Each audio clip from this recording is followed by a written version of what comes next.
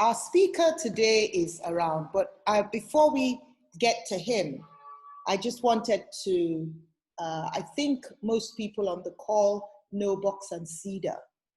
We love to say that we're a boutique HR consulting firm. Many people have used us for recruitment, but we also do something we call the HR management framework development. It's shocking to me to find out that there are a lot of organizations that do not have an HR structure. And if you don't have an HR structure, it's like not having a backbone. I don't know anybody who can survive not having a backbone. So we can come in and help set that up, all from the beginning: recruitment, performance management, welfare, personnel administration, all that gamut. And then we also run retreats, strategy and team building retreats. And I think what we bring to the table with that is that we also project manage the outcome of the retreat, because you find out that a lot of people, have retreat documents that by the time it's the next retreat, they haven't done much with the initial retreat document, because the people supposed to do it are busy doing their everyday work, So we run retreats and we project manage. We outsource also, so we love to say to people, outsource your HR function, or at least HR admin function. So you have your head of HR, and then you have somebody from Box and Cedar who's assisting that person. But beyond that, we also outsource. We outsource. We don't outsource drivers because drivers, we don't speak the same language, but we outsource, both, we outsource for international organizations, we outsource for local organizations. And basically, we always say outsource so that you can face your core function. You are not disturbing yourself with, doing payroll, paying pension, filling a position that suddenly becomes vacant, So that's it about Box and Cedar. And one thing we like to do is that we like to partner with our clients, So we always enter into a partnership, because if you're doing well, then we are doing well. Now, to the topic of today, culture. I think now, even more than ever, we are understanding the impact and import of culture. We've seen that, let's take racism. We've seen that it is acculturation that makes the person with white skin believe that they are better than the people with darker skin. And it is acculturation that makes the people with darker skin believe that the people with white skin are better than them. Even here, we keep saying that, you both can do this and can do that. But beyond that, why must we have culture? I know that Mr. Dolapo Tokuro, who's going to tell us a little bit about himself when he starts, is going to tell us the importance of culture, But I think that what is going on in the world shows us that culture can make or break. And without much ado, I'm going to hand over to, he's only Mr. now, he's just about to be doctor. Or have you become doctor while I wasn't looking? Because I know you are working hard at that.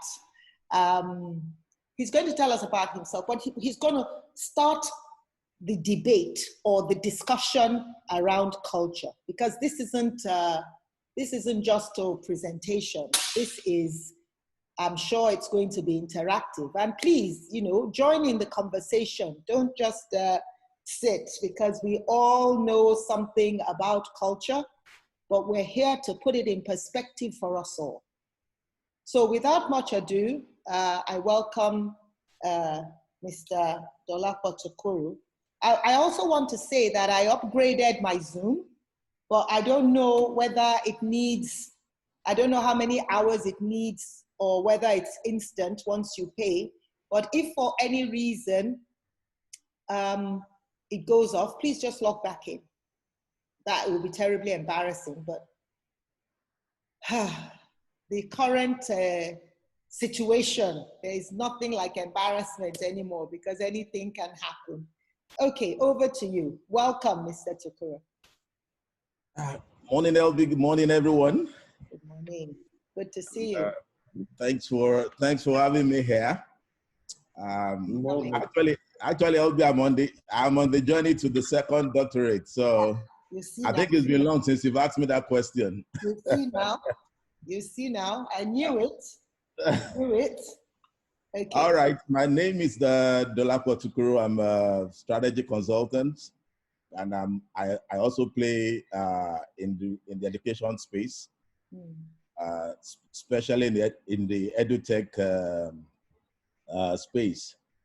And of course, I teach in a couple of business schools across Africa, including the Lagos Business School also, where I teach strategy in the education, in the executive education programs. And I hope I'll be able to say some other things if I move on so that I don't bore you. All right. Quickly, I have a very brief assignment to facilitate a discussion on organizational culture. And I'll be putting it in context to what we may call the new normal. There are many business jargons about that. But the reality is that things will never remain the same again. All right. We are seeing as executives that old ways may likely not open new doors. So there's quest for CEOs, there's quest for business executives to start rethinking the way they do business. That is the reality. That is the reality today. I'll try to look at culture in a bit of a value chain because in itself, it actually emanates from the ability to cascade a business right from when you're crafting your vision, you're making your mission statement, you are creating a value statement where it's also the core of your culture. Because one of the work I've been doing this period is to help CEOs to think or to reimagine their value statements, because this is extremely key in this time where executives are making a lot of decisions about their businesses. So the way it should be is that each time you are thinking about your decision, you should think about what I call the MVV. So the mission, vision, and values. All right. Every executive must align their vision or their decision to their mission, values, and vision. They should have frequent discussions. All right, around mission, values, and then the vision, the plans, problem solving should also be around MVV. And then ever than before, because if you are making decisions outside of this, you are actually going to make a very poor one. And so it's very important that the quality of decisions that we are making this period is extremely important. So for example, we have the big issue of who are we going to retain in our workplace? And two things are very key to the average CEO, all right? Number one, if you can't increase my revenue, and number two, if you can't reduce my costs, I will have to think whether you will continue to work with me. All right, because those two elements are important amongst every other stuff. All right, you want to reduce your cost, you want to see how you can increase your revenue. Any employee who can do that for you efficiently and effectively might probably be retained. And the ones who can do that, you'll have to think about their future in your business. All right. But again, as we make all these decisions,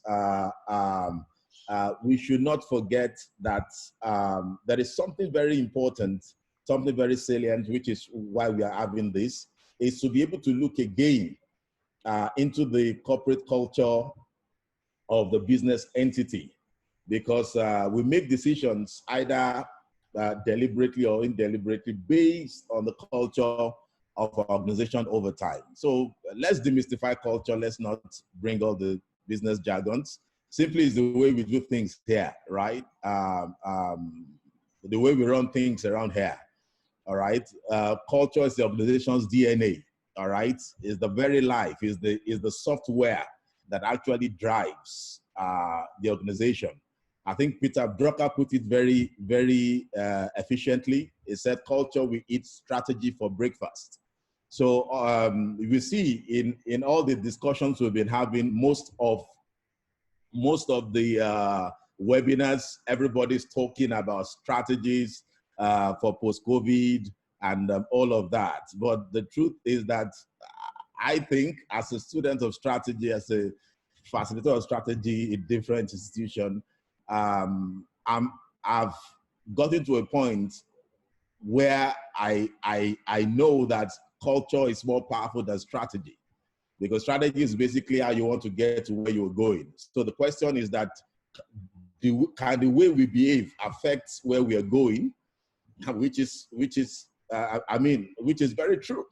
All right. So in our ability to look at our individual organizations, some organizations have been fortunate over the years to come out with a compelling culture. Culture is simply a bit of your values, your core values, your ethics, your traditions. All right, your rooted tradition, which is being challenged in this new normal. All right. Oftentimes, companies that we say they have a rich and strong culture have built those culture basically maybe two ways, basically more than two ways, but I'll for the sake of time I will focus on that. Number one, maybe they had a great founder, a strong founder with strong business ethics, whose character has permeated through the organization over time. All right, and not every organization has the privilege to have that strong leadership. But again, this new normal is going to challenge that a lot, whether your rich tradition will be able to sustain this new normal. And secondly, there have been organizations who have been able to adjust their culture based on the changing needs, all right, of the business environment. So again, we are seeing that, you know, the customer, two things are very important: the customer and competition. All right. Yes, competition, of course, a lot of people are coming into our space. Today, we are not talking about industry again. Today, we are talking about arena. So the logic about those in our industry is that, you know, is the near or the alternative or near substitute for our product or services. That is the logic that drives industry. But today, it's not about that. We're talking about arenas. In other words, the customer, all the customer is thinking is solution. So whether it comes from my industry or not, all right, all I want is that my business challenge, my life challenge needs to be solved. All right, so it's about arenas now, which makes the spectrum of competition wider than ever before. So people would ordinarily are not in your space are going to be playing in your space. We've been seeing that happen, and then it will happen more. So technology will actually be the gateway that will make this happen. And so it's going to really disrupt a lot of businesses. We are seeing some businesses making some decisions already. They will make more decisions, because if you already run a business or if you already run a business or a couple of businesses, and you have done scenario planning. So again, in the next, whether in the next, what will happen if this pandemic continues in the next 3 months, in the next 6 months, in the next 1 year. All right. If you think this in these scenarios, worst case and best case, definitely your business decisions or the business outcomes are going to change. So we've seen all around the world that in some business environment, CEOs are saying that, look, I don't think I can do more than 6 months salary, all right, with what I have, all right. 40% in some business environment are saying that I can't do more than 3 months salary. So, so if you put your business in diverse scenarios, because we don't know how this is going to linger, definitely your decisions are going to change. And as you are making those decisions, the pressure on the CEO to perform, all right, to deliver will be one of the challenges of sustaining, all right, rich, good cultures of any of this, because there will be pressure. There will be a lot of pressure to deliver results. And in delivering results, you may start making certain decisions that may erode the rich culture that has brought the organization to where it is thus far.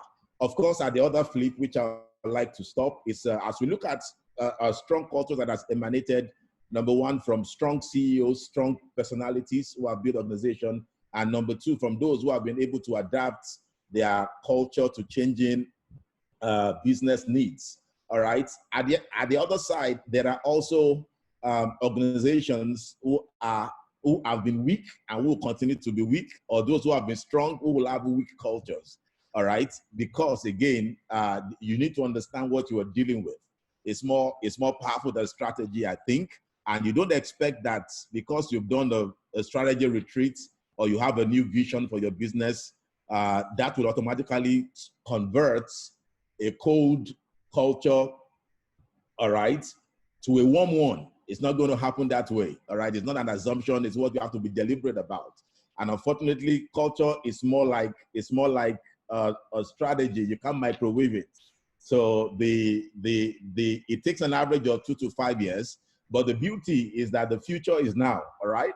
If you want to plant a tree that should mature in 5 years' time, you don't plant it in 5 years' time, you plant it now. All right. So any culture you actually want to see permeate through your organization, you must start it now, even though it takes an average of 2 to 5 years for you to see the full manifestation of it in your business. So the weak cultures, of course, we all know the implication. Anything goes. All right. And unfortunately, many things will be rewarded in organization today, especially when you are able to bring some businesses on the table. And executives don't care how you bring the business, all right? Because again, it is what you reward that gets done, all right? It's what you reward that gets done, all right? So again, what are you rewarding, all right? So there are certain things we are rewarding that is weakening the culture of our organization. And as because again, it is very important that we start making quality decisions out of our MVV, mission, vision, and the values. And I will mention, lastly again, just for the, of course, hopefully when we have the discussion for out of the questions, I may touch on some other things. So one of the things I've been doing this period is to sit down with CEOs and like I mentioned, help them to reimagine their value statement. Your value statement is one of the most powerful statements you can ever have as a business. But unfortunately, you know, the way we do it, we'll look for fancy words. And just because organizations have value statement, then we too should have. So I like the word integrity. I like the word professionalism. I like the word innovative. So let's put all this together and then let's look great, all right? But it does not work that way, all right? So typically, basically, your value statements are not aspirational. Again, they are not values you hope that you are going to be having, all right? So there are many hopeful CEOs who think that I don't have integrity now, but I hope to have integrity someday, all right? I'm not creative, but I hope to be creative someday. It doesn't work that way. your core value statement are inherent values, are values you already have, not values you are going to have. And the logic is that don't make it ambiguous. 3, 4, 5 is ideal. When it starts getting to 7, 8, I mean, you're going to water it down. So 3, 4, 5, and then if you can actually coin it in such a way that your employees, even yourself, can always remember. It can be by storytelling. All right. One of my clients does it extremely well by storytelling. So he had these compelling stories. He uses, I mean, onboarding, and then also, I mean, almost every week it reminds them. I mean, he plays in the construction company, and he had this opportunity to bring in a couple of ambulances a couple of years ago. And there was pressure on him to compromise the quality of ambulances that he was going to bring because there were already alternatives where he went far away in Germany. But he told himself, he said, look, I'm not here because of the profits. I'm here because there are certain values that I hold dear. Eventually, he brought the best of ambulances down. 2 months down the line, his mom had an accident, and it was one of those ambulances that rescued the mom. All right. So in his mind, he thought within himself that just imagine if you had brought a refurbished ambulance, and of course the gas is not working, the equipment are not working, and the mom finds herself in one of those ambulances and eventually, of course, dies. All right. He will have used his hand to kill the mom. So it keeps repeating that the essence of integrity in business to his employee, that listen, this story is extremely key to my business. So when you are going to your workplace, whatever you are executing, a brief for a client, never forget that we don't compromise, because you don't know if your family member, if a friend of yours will benefit in the long run. All right. So it's very important that we are able to understand the power of value statements as we drive our different businesses.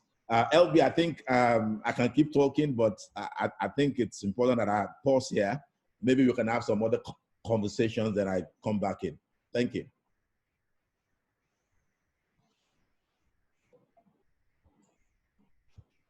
Okay, fantastic, fantastic. I have enjoyed your intro, and I think my question is going to have to be the first one. You know, I always like when we talk, it's always so nice. But my question always is, when I leave here today, let's assume, I mean, everybody has culture, whether it's good or bad, we all have it somehow, okay? What do I do when I leave here in order for me to even assess what culture I have? Is it good? Is it bad? That's question number one.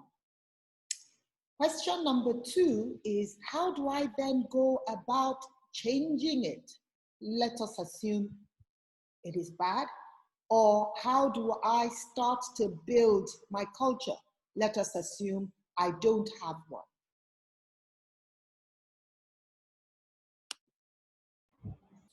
Okay, good question, LB. So again, when we talk about culture, there are a couple of things I want us to have in mind. All right, because there are a couple of ways we can identify a company's culture, and a couple of things to look out for. So number one is probably having to look out for your values, your principles, your and ethics. Maybe you may call it code of conduct. Many organizations don't have that.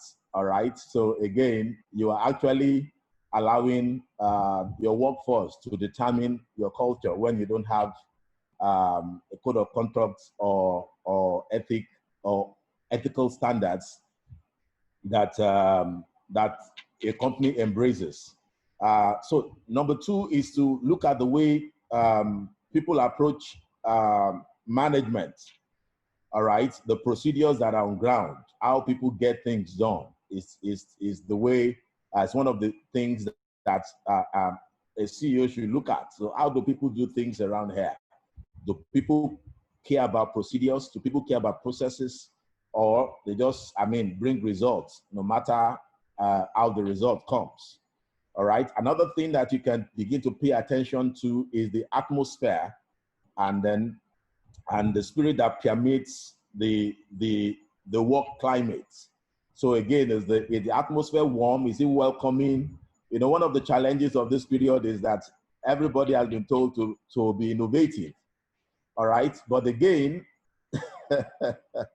if you have not built an innovative environment, it's extremely difficult, all right, for your workforce to be innovative. So the question is that how do you treat your staff, your employee, when they make mistakes, all right? There is, how do you respond to them, all right? How do you treat outstanding failures, and how do you treat mediocre success? All right, so somebody is trying to do something big and then they run into problems. How do you respond to that? Your response will determine whether you will stifle innovation or you will create room for it. All right, so these are the things that you need to observe. You need to observe, all right? Because, you can't be a static executive and power a dynamic business environment. So again, you need to pay attention to the atmosphere, to the spirit of that pervades or permeates your business climate. And then you also need to pay attention in looking out for your culture, because that's it. You must identify your culture first before you start talking about whether it is good or bad, whether it is weak or strong. All right. So also look at how managers and employees interact or relate with one another. All right. So look how they respond to themselves when it's their wedding anniversary, their birthdays. You can tell whether it's a warm environment or whether it's hostile. All right. These are things you need to pay attention to. All right. Look at the last 5 birthdays in your organization. All right. How were they? How did their colleagues respond? All right. How did their colleagues celebrate them? All right. These things will begin to give you an idea. And then, of course, actions and behaviors that you also reward. All right. So as a CEO, you must ask yourself, like I said earlier, it is what you reward that gets done. You must never forget that. It is what you reward that gets done. At the moment you reward an action, you have actually enforced that action as part of the way we do things around here. All right, so you must begin to look at the kind of things you are rewarding, all right, because that is actually forming or creating your culture. And maybe just one more. So again, we must look at a couple of your revered tradition and, like I said, the stories that you tell, how we do things around here. All right, so there's the Box and Cedar way. All right, we were having a conversation just before we set out to do this webinar, and you had some expectations. You said, look, this is the way we do things here. All right. So there's the Box and Cedar way, if you like it or not. And the fortunate thing is that it emanates from you. So you must look at your tradition. You must question, why do I hold these traditions or these ways of doing business so dear? All right. Those are the things that you need to begin to pay attention to. And when you are able to observe them, when you are able to understand why you are making such decisions, then you can actually look at the business climate, because a strong tradition can be weak, because culture can also be transient. All right. So just like competitive advantage, all right, what is advantageous today can be tomorrow's disadvantage. So culture can be transient in the sense that a tradition that you uphold dear today might not be able to work effectively or deliver you the results in this new normal.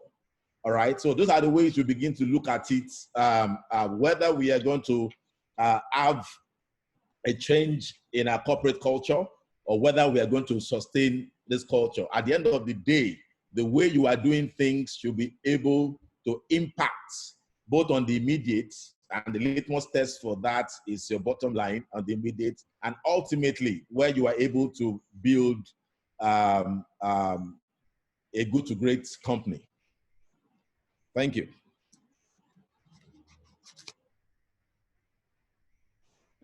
Elby, have I answered all your questions? You've answered it to a little, but I think we are going to all have to unpack it.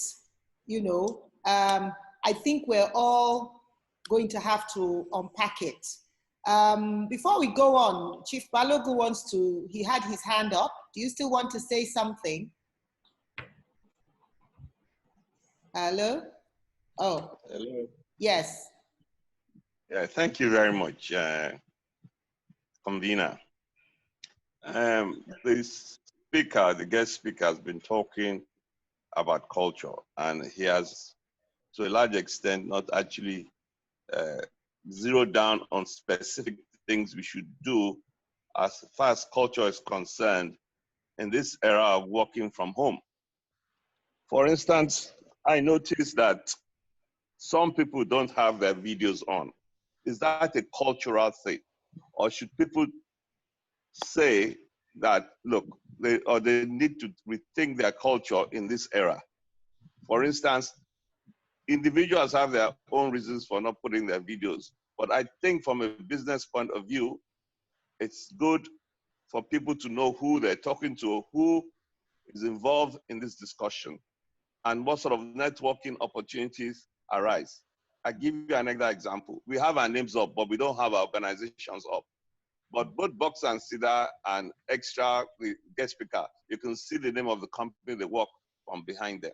So I want him to try and zero in on these points, and probably a few people can talk about why their videos are not on. What are the cultural implications for them as individuals or for their organizations? And I want him to also zero in on other things we should learn in this new era, culturally. Thank you.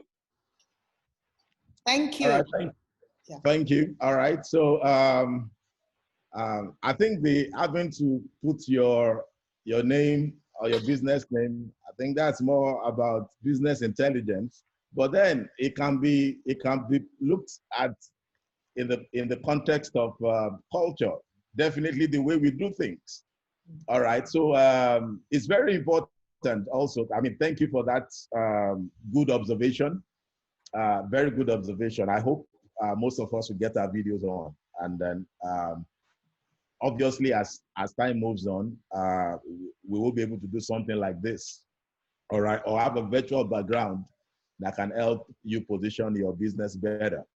All right, so sorry, can I just break in there for a minute? Yeah. These are the challenges we have in Nigeria.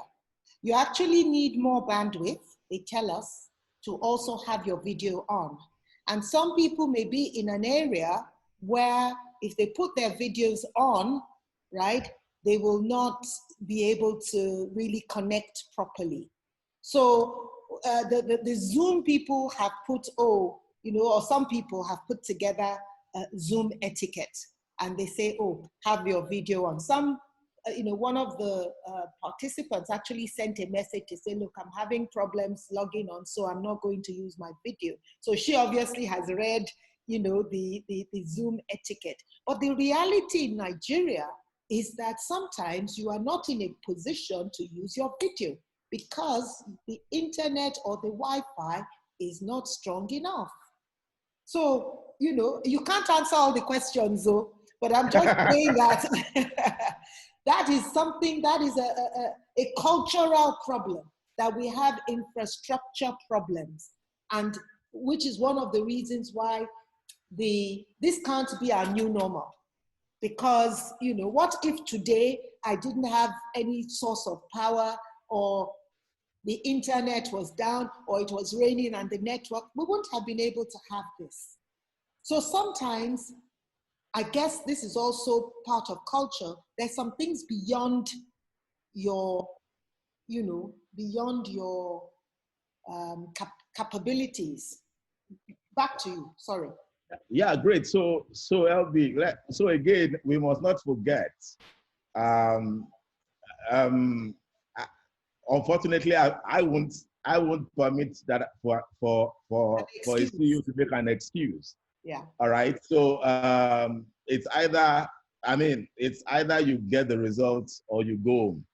All right. So here I have to set up 4 different internet service providers for this webinar, just in case one goes off.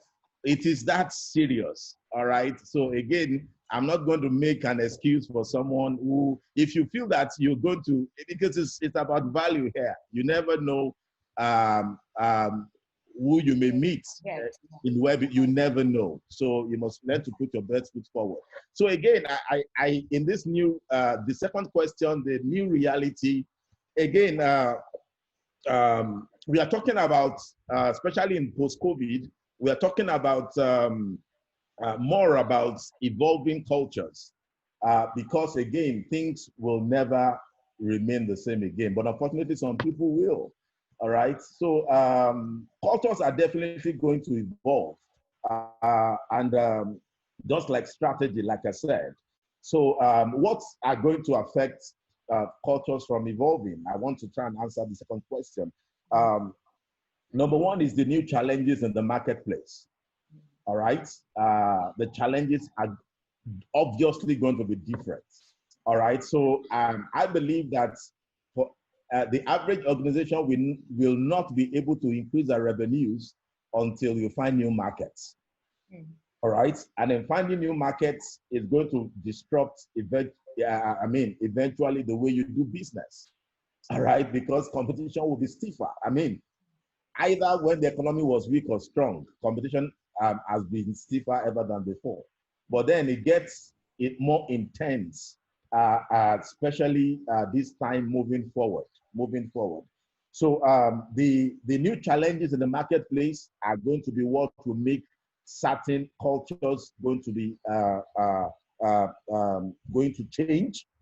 Revolutionary technologies is going to be one of the key things that is going to make us to question certain cultures, certain ways we do things.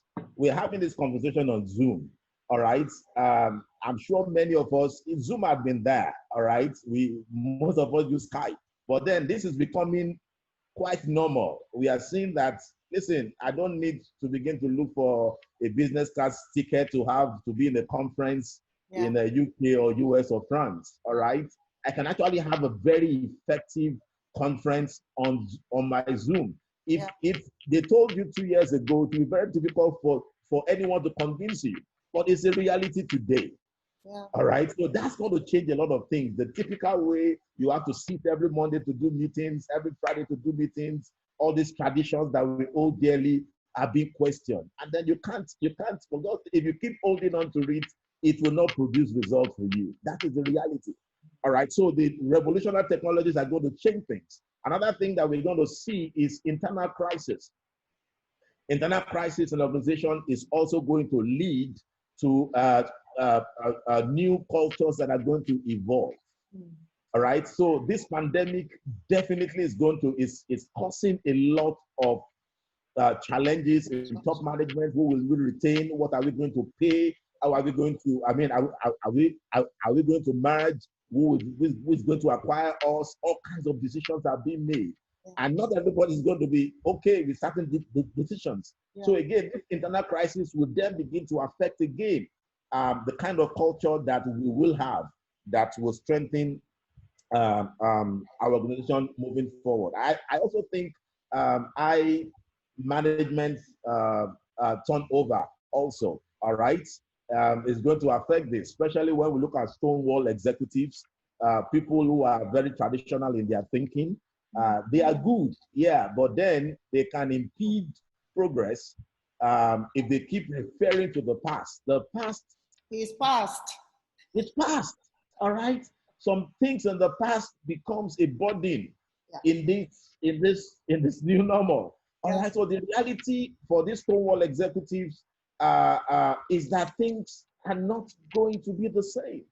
All right, so again, you'll be having decisions whether to hold these guys because again, once you start changing your business decision, you start, maybe you want to craft a new vision for your business, maybe a new strategy for your business.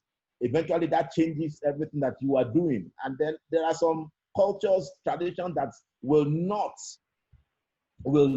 So again, if you're going to play using technology to drive your business, one of the things that you have to hold dearly is that technology is such that a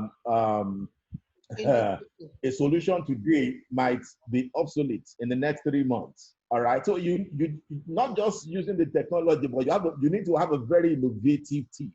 Very innovative team.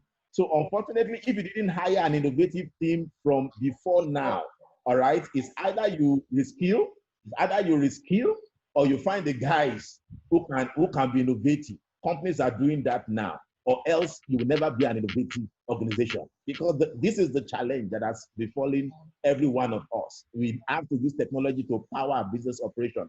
Most businesses have not been doing that efficiently or effectively. Doing that will actually question or threaten the culture before now. Yeah. We have a few questions here, but I want to just make a couple of comments. You were saying that Stonewall executives, that is the old executives, you will not believe it, that now we're getting requests to recruit CEOs that are not older than 32. Because the older people just, you know, they say that they're digital immigrants, they're digital citizens. And then there are some people who, they don't even have they don't even have passports, so they can't even be immigrants. Some people are just visiting. The truth is that if you are not a digital citizen, or if you are a digital immigrant and you are not scaling up fast, okay? So that's one thing. The other thing is when you said upskill, and I'm like, you know what? That is why people are looking for the younger people. You don't have time to upskill. There is speed to market that makes sense, okay? If you are still upskilling, I have been using Zoom now for 4 years, okay? Zoom didn't just start now that pandemic started. They've been just trudging along one step at a time. Now they say that every day you have 300 million people on Zoom on any day. So what it is that we must not, I believe that part of the culture, what is really important is innovation. You have to be you must have a culture of continuous improvement. But the people who work with me, they're a bit irritated because we can do something last week and this week I'm like, let's take it all out. Let's do it again. What are people thinking? What's going on? You know? So really, from a recruitment point of view, people are going to start to let 4 people go so they can recruit 1 person. I mean, this is going to speak into, you know, I'm hoping that in the last few minutes, we're going to be able to talk about, you know, really specify in terms of, you know, black and white, what our cultures should be, what a good culture is. So for instance, punctuality is a good culture. There's no debate about that. So I'm hoping before the end, we can actually throw up there some things that are, you know, signs of good culture. But there are a few questions here, right?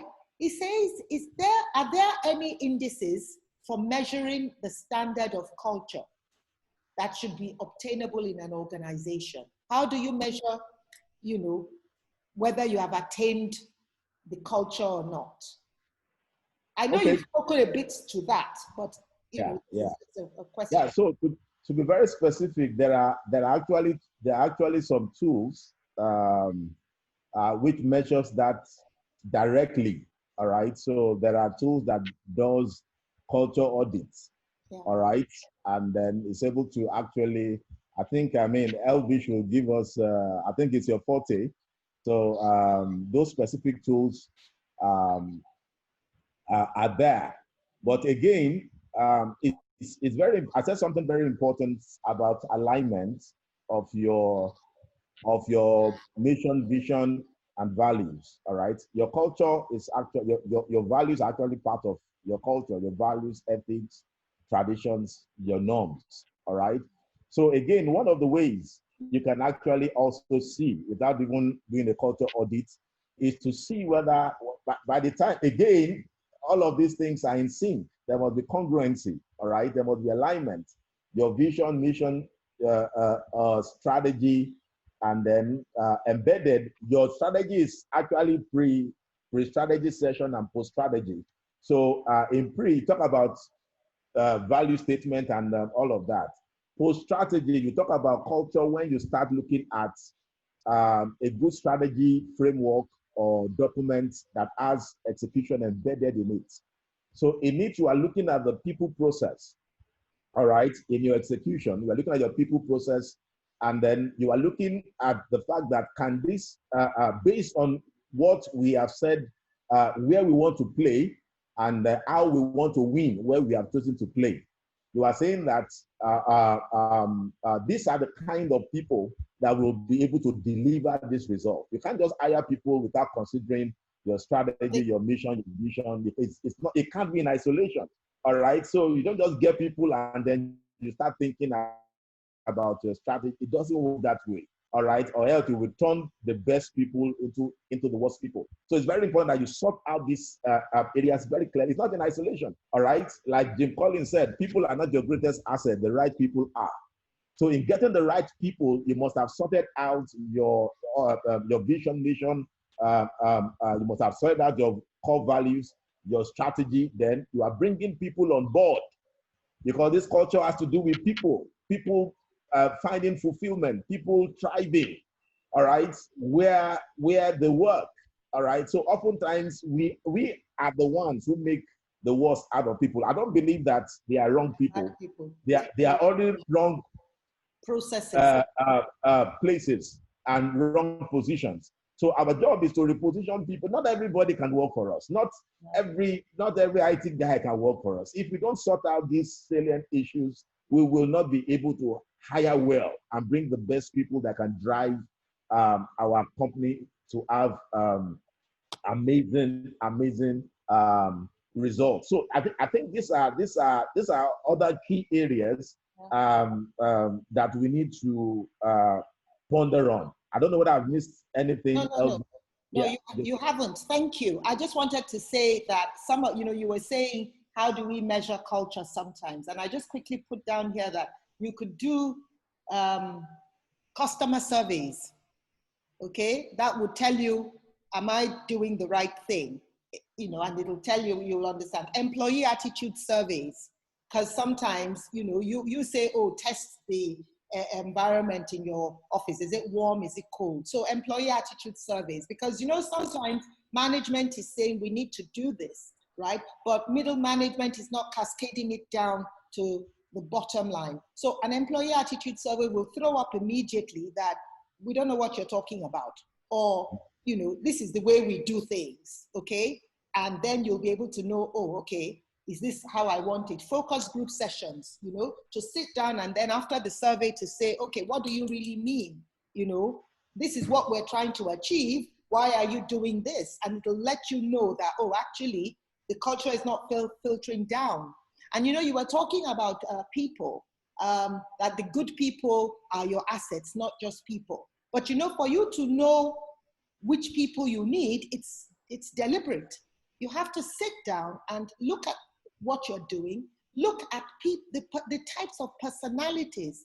We do personality profiling, okay? And yesterday, I had to send out emails, okay?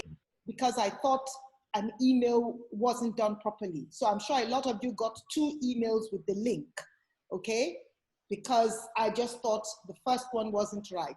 Do you know that it was like me carrying a big load? Because my personality is not good to be doing the same thing, over and over and over and over. Do you understand? I recognize that. So I had 10 eyes because I knew that I could easily make a mistake because that is not what I'm good at, you know? And yet you find some people who, they don't want anything different. Give me the same thing to do from morning till night. So we need to know what personality is required in what job. What kind of people do we want in this organization? In Box and Cedar, if you get there, you will see the definition of the Box and Cedar person. And the reason we say you must do that is that if you are driving past a bus stop and you see your member of staff there who is not yet working for you, you can say, ah, that is a Box and Cedar staff. I need to get that kind of person.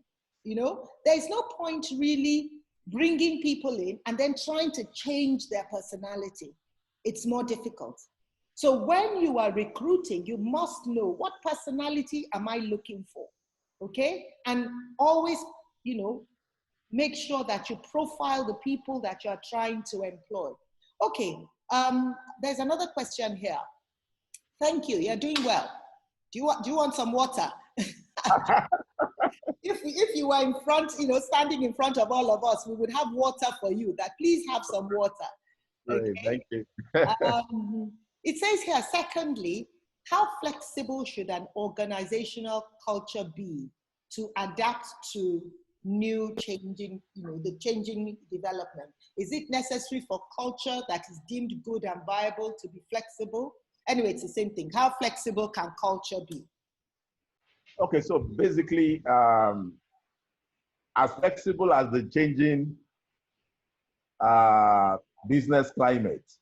All right, so my logic is this: if the change in your external environment supersedes the change in your internal environment, you are going to sink. All right, so it's very important that you are able to look at how relevant your culture is, all right, to the business climate. And that is why I talked about holding dear to traditions, or the ways we have been doing things that, yeah, some will continue to work, but some, like I said, old ways may not open new doors. So it's very important that we also have the ability to be able to ferret out changing business needs and be sure that the culture that we have is able to deliver, more especially, not just the competition, but to deliver solutions to the clients or the customers that we are trying to meet. So again, if the client's needs are changing, why are we not changing? All right, our culture. So one thing you mentioned earlier, and I'll keep, because everybody's talking about that. Everybody's talking about innovation. And, you know, I've taught value innovation for the last 8-9 years using the Blue Ocean softwares, all right, in different business schools. The truth is that it's a culture. One of the cultures we must embrace this season is innovation. Yeah. Today, we are talking about emergent strategies, not deliberate strategies. In other words, what we plan today may change tomorrow. Not that we want to change, but the business climate has changed. So strategies will keep emerging. So the logic is that don't change the destination, which is the vision, but change the direction. All right, so we can't be rigid. We can't be rigid as executives this season. But then in trying to be innovative, if you're not careful, you get into more financial challenges, because there is how to innovate. Because we're talking about value innovation, not creativity. Creativity is just the idea. Innovation is commercializing the idea. All right. But then in also innovating, you must be sure that, you know, you are able to deliver value to the changing needs of your clients, and at the same time reduce your cost of delivering value. Because if your cost, the innovation is a bet, all right, it's a bet. But then there is what we call empirical innovation, all right, more like tested innovation. In other words, we have looked at a couple of data. Decisions are made out of data and logic, all right. So we've looked at data, and then we also apply logic. to be sure that whatever we are innovating at is going to deliver some value. But the challenge is that in delivering value, am I saving cost? So again, your ability to be able to redesign the organization to be very innovative is also a challenge. So if you can't upskill, you have to hire new talents. All right, there is no two way about that. But much more, it's about you, the CEO. It's about you, the CEO. All right, if you're not going to embrace that, you are going to be a stumbling block to the transition. So you must be that person first that is willing to evolve, or else bring in all the talents, bring in all skill, bring in docs and feeders to train. You are going to waste money because culture starts with the CEO. Yeah. I want to contribute to that. And I know that's not what you meant, but there's some basic culture that doesn't change. Okay, so zero tolerance for mistakes, right? Should be culture that doesn't change. Okay? Great. Customer service with a smile should be culture that doesn't change. That's right. Being deliberate in all that we do must be culture that doesn't change. Being polite to each other in the workplace. Gone are the days where you can say you are stupid. You understand? So I'm just saying that there are two types of culture, I think, that we're now looking at. Okay? Before I go to that, somebody said, oh, a CEO at 32 is not only about numbers. I'll tell you what it is we say when we recruit. We always say that usually we recruit for skills and we fire for attitude. But we actually should recruit for attitude, right? And teach skills. So the truth is that a 32-year-old may not know everything, but you know what? I shouldn't be saying my age. I don't know whether that is culturally correct, but I'm 60.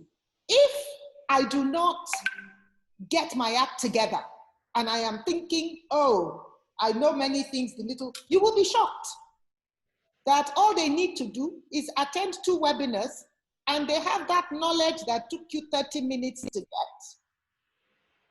People should stop recruiting for skills and experience, because at the end of the day, you may be coming from a place. I can see your Fong on the call. He's the first one who said many years ago, he said, what experience are they talking about?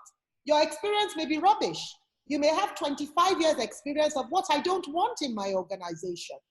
So experience, what is experience at the end of the day? Oh, I've seen 10 people die. Okay, good. I have also watched it on CNN. So we're the same. So the older people need to know that the terrain now, okay? Nobody is impressed about your experience. I mean, you have experience and it's good, but if you do not upskill, you're going to be left in the dust. Okay? Absolutely. Okay. Absolutely. Sorry, I was saying something before I had to say that culture can then be divided into 2. The constant culture that must not change. You know, the environment. So for instance, the environment in your organization, there's some places you go, you can work better. There's some places you cannot work so well, which is why sometimes I'm looking and saying, in our environment, we cannot sustain working at home. Because in some homes, there are 15 of you in a room. How are you going to concentrate? I've been to some offices that I'm just thinking to myself, it's so jagba. I don't know how anybody is thinking here. So how your environment looks is important, and it's a culture that should not change. Okay? Writing properly is a culture that we have to hold it such that it should not change. Now, very few people can write an email properly. And people are like, idea is need. No, because it's no longer about Nigeria. It's about the world. Do you understand? We could have people from Kazakhstan on this call. They must be able to understand what we're saying. Do you understand? If I may be, it's no longer, I know I've been referring to our environment, but you see, we're no longer only in our environment. If you're a law firm, you could be working for somebody in the UK. You understand?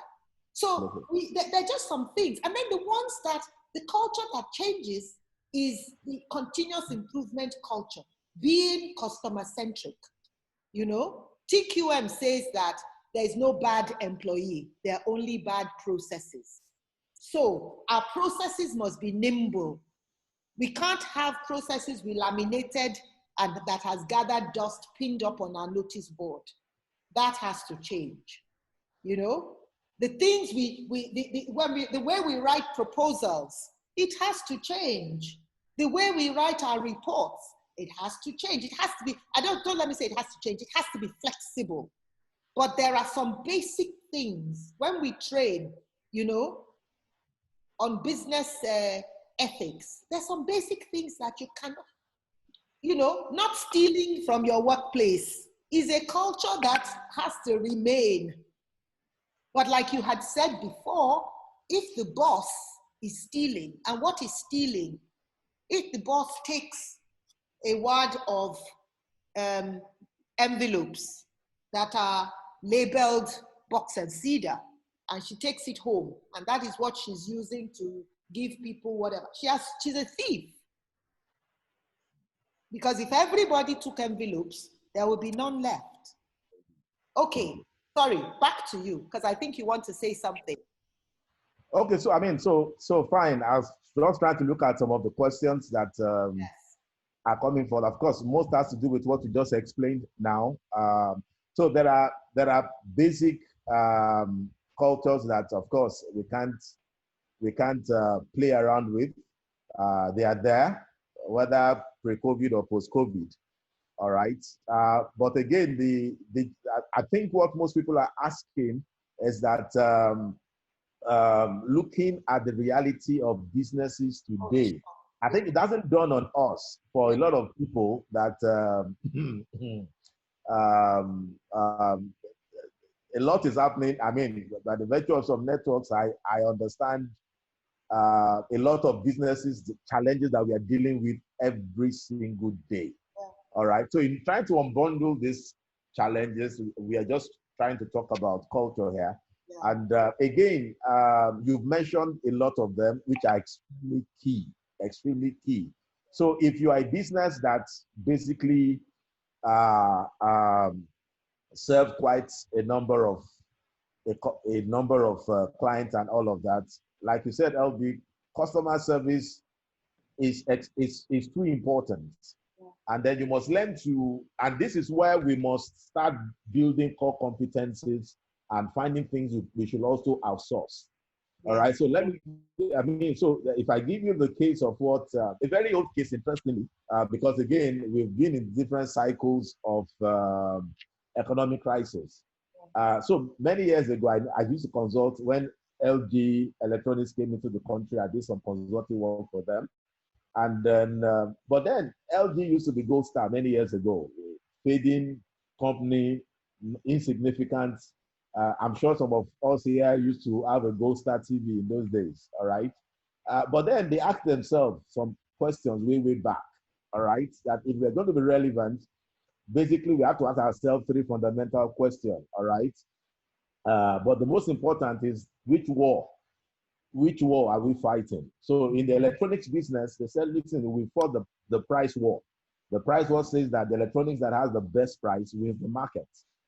But so, I mean, over time, if you get on any electronics store, except the premium ones, all right, the prices looks the same. They fought the quality war. The quality war says that the gadget with the most quality wins the market. So again, the quality war has been fought and is over, because when you unbundle the average TV in your home, you see Philips, Samsung, all other components. So they are actually VARs. They are all value-added reseller. No one company produces all those equipment. So they said, okay, the next war that we feel that is going to be happening is the aesthetic war. In other words, the most functional, the finest of gadgets will win the market. And so when they saw this war coming, they had to redesign LG as an organization. And 85, of course, they had to pay some people to go. And 85 of their staffs were actually design engineers. It was not so. They were about 15% prior to that time. All right. So you have to redesign the business, and then it became 85% design engineers, and all these other jobs they had to outsource it to people that have core competence, because this is where we want to play. All right. Markets are heterogeneous, and meaning that you can't serve all markets. All right. You must decide where you want to play. So once you make those decisions, you look at the peculiarity of that market. All right. You start looking at the culture fit, all right, to meet that changing needs of the clientele of where you want to serve. So some may need to be stronger. If they've not, they need to be stronger in customer service. It may be important, but it may be more important to some businesses than others. All right. And then of course, innovation is a principle across board. And then some might need to start having to look at how this is what I'm dealing with with a lot of CEOs now, because at least 5 companies in the last 2 weeks, they said, you know what, it's difficult to bring new ideas. In fact, we're not even interested. We're just waiting for the management to tell us what to do. We don't want to think about what to do, because in the past, management has been hostile to change. All right. We've tried to do amazing things, but it's a boomerang. And we've been treated like pirates in the Navy. So we are not going to, we don't want, because we may lose our job. Nobody wants to try new things. So again, if that is a need, I believe every business needs to innovate. Management must redesign such an organization again, that you build the confidence in people that we either innovate or you die. If you don't innovate, we die, you lose your job, I lose my job, everybody goes up. So, all right, so management must be able to understand that, look, we've made some mistakes in the past, maybe not the mistake, but the changing needs is going to force us to innovate. And this is what we must embrace in this new normal, if we must strive and have a chance to succeed at all. So those are the mindset that we need to challenge. Again, looking at your environment, there are many environments that are highly politicized. All right. In other words, it's not about what is best for the reason that we do. In other words, what is best takes the back seat. All right. Everybody wants to protect their turf. Everybody has their own agenda. It is natural of human beings. But when your agenda is not aligning with the organizational agenda, all right, it becomes a problem. So when you have a highly politicized environment, politics is good. We are creators of politics, all right? But then when it becomes counterproductive, when there's no alignment of your political position to the organizational direction, when there's no alignment, it creates so much problem. So again, you may begin to start looking at, we've been getting some results, all right? We don't mind, okay, these are the high guys, high flag and everything. You need to start looking at how to deal with these challenges if you must strive. There is always an underground management in any organization. All right. So again, you must begin to ask yourself, will that work? Will that work moving forward? Or, based again on the changing needs. So for me, one of the places I play is the educational sector.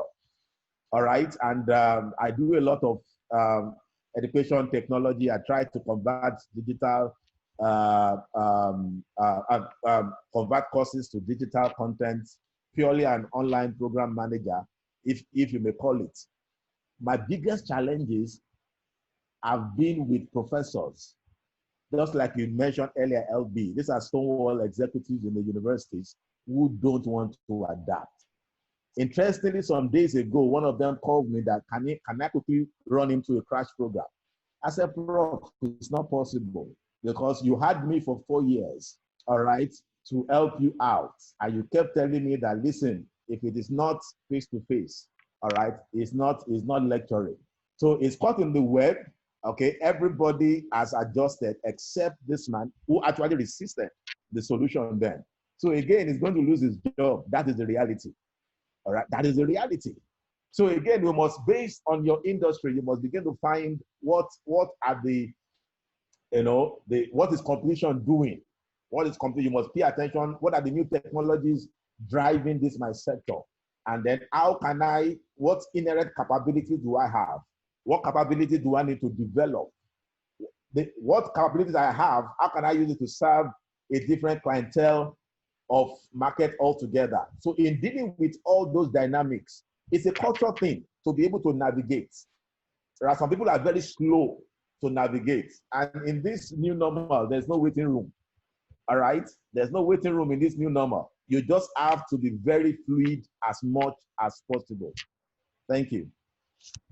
When you said fluid, I remembered, I think it was in LBS that they used the example of the aircraft carrier and the Toyota Corolla. You know, that if they're going to turn in a space, obviously the Toyota Corolla would have, spun around how many times, while the aircraft carrier is going forward, it's moving back, it's going left, it's going right, And I think part of culture is also, there has to be a culture of learning. There has to be a culture of learning, because how do you even know what is out there if you don't know, if you don't, because the truth about it is that when we say innovation, what does that even really mean? We probably just mean copy what that person is doing, how can we adapt what that person is doing? So really, it's important for us to know what is going on in the world, just so that, it helps us in what it is we are doing. Somebody mentioned something here, and I thought maybe can you,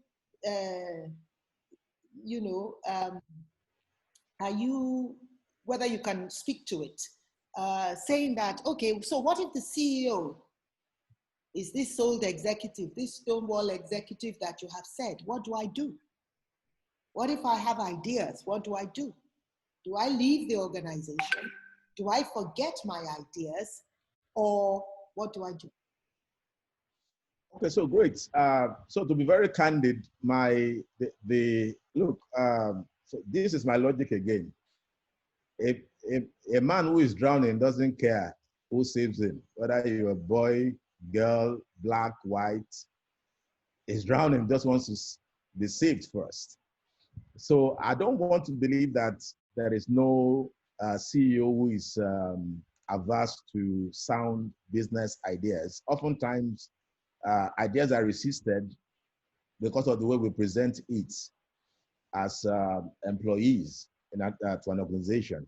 And this has to do a lot with, at times, maybe the temperament of the CEO. So you want to present something to somebody like me, and then not well thought out. There's no document, there's no steps. I'm very logical in my thinking. Don't just bring assumption, because the implication for me that if it's not clear, somebody is going to gamble with the little resources available. And if it is lost, all right, you can find another job, all right? I may not be able to find another job. So I need to be sure that you understand what you are saying. So again, I need it to be clear, all right? What opportunities are you talking about? What researches have you done based on these opportunities, all right? And let's put figures to the discussion and see whether it works. If you don't do that for me, of course, I will resist. So I see employees saying that the CEO does not appreciate my ideas, is this and that. You must understand your boss, all right? The needs of your boss. You must understand how he thinks, how he reasons. And presentation oftentimes, all right, is what leads to resistance. So I think that, yes, there may be some CEOs that may not, but obviously nobody wants to run his business down. So I think employees should look at their approach, all right, do their homework very well, because this is not a game, it's life. And somebody will pay for it. Unfortunately, is the CEO here, not you. So make sure that you do your homework, and then, you know, let's wish you well, that your ideas will sail. Thank you. Sorry. Fantastic. Thank you. You know, we had actually said this meeting was going to end at 10:30. And part of our culture is trying to stick to time. Somebody says, how do we align culture and performance? And I think you'd already spoken to that, that what you reward is actually what is going to. The person says, so without losing flexibility. Well, your performance appraisal should be every 6 months, you know, so that helps with the flexibility, because before you appraise, you would have set goals. And so we're setting goals for, obviously we're not going to be chopping and changing goals every 2 seconds, but if we have set the goals for the next 6 months or maybe for 1 year, what is going on, we can quickly embed that into our performance and into the culture. But again, if our culture is that of continuous improvement, it shouldn't be difficult. And so when we're recruiting, in anything that we're doing, if we have in the back of our minds continuous improvement, we find out that really all these things are not, you know, difficult. I remember 4 years ago, I set up a Zoom prayer meeting. I was in the UK then, and the church thought, oh, how innovative. Is the whole church not on Zoom or something now, you know? So just continuous improvement. I always say it when I train. How is your bedroom? Is your bedroom looking the same way it looked 10 years ago? If it is, then you don't have continuous improvement embedded in yourself. And what it is that you can't be one person at work and a different person at home. So we're hoping that even as we build culture in our workplaces, people are imbibing it such that they're taking it home and they're also implementing it at home. So I give everybody a challenge. How is your bedroom? If it is the same as it was 10 years ago, move it around, move the bed, move the chairs. You know, my husband is always like, what are we going to find when we enter the room today? Because I just look and just move it here, and, you know, I come down to my sitting room and every other week, okay, move that pot from there to there. Okay, move this from there. We have to have a culture of continuous improvement. Thank you very much, Dr. Tokuro. Or we're going to be saying soon, double Dr. Tokuro. You know, it's a bit annoying when you find people who have been given doctorates who go around calling themselves doctor, while the people who are really working for it, you know, nobody's recognizing that. So thank you very much. I think we've had a good discussion. I've been getting messages saying that it's been a good discussion. And the reason why I thought that to reopen our breakfast series, we needed to talk about culture is just what you said, that culture trumps strategy. I can have the best strategy, but I won't even be able to implement strategy if I do not have good culture. It's everybody has culture, okay? Because like you said, culture is what we do. You know, whatever it is we're doing is our culture. If we do things anyhow, well, that is your culture, you know. But I enjoin us that we should not let culture just happen. Let us make culture. Let us do it deliberately. Don't let it just happen on you, because if it just happens on you, then you will just find that your culture is anyhow, you know. And then, you know how it is sometimes, a visitor comes in and you look at the stool and you see that it is dusty. I'm amused when people are like, Lagbaja, why didn't you dust this place? In my mind, I'm thinking you, the owner of the house, is the nuisance, because you have not created a culture that, oh, we need to dust this. You know, clearly the world had a very unhealthy and very dirty culture, which is why we're now trying to say, oh yeah, everybody wash your hands, because it was clearly not something people did, you know? So don't just let things happen, because if you let things happen, it'll just be anyhow, and it may not be what you want. And those cultures that just happen are cultures that find it difficult to be innovative because we don't even know how we got here, so we don't even know how to get ourselves out of where we are. Thank you very much for coming. Please, if you have recruitment needs, you want to continue this culture talk, you want to find out how do we actually, how can we be deliberate with culture, you want to set up your HR management framework, you want to run a retreat, get in touch with Box and Cedar. And if there are things you've heard Dr. Tokuro say that you are interested in, let us know and we will link you up. We're going to have people's email addresses and all of that, and we will take a poll. Do people want their email addresses circulated? If not, fine, but if people say, oh, I don't mind being circulated, we might just circulate, because this is supposed to be a networking series, It says that if there's one rich person in an environment, that person is poor, because everybody's just going to be coming to that person. But if I know what you're doing, you know what I'm doing, and we are working together, because I see there's a large team from Chair Center. So if I want to buy a chair, I really need to be talking to them. I was talking to Mrs. Awoshik, and she was educating me on ergonomics, which is another reason why it's difficult to sit at home, because ergonomics means how is your chair, how comfortable is it for you, and the chair has to be sort of your measurement, your this, your that,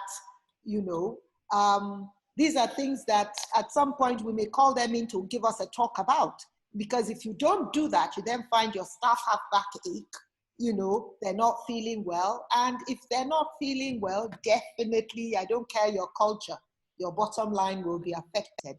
Well, thank you very much. We were recording, so this is going to be on our YouTube channel in a couple of days, and you can go back and watch it. It's 10:29. So we want to finish at 10:30. Thank you very much. I know that we could still have a long discussion. I see, Chief Balogun, are you raising your hands? Do you want to give the parting shot?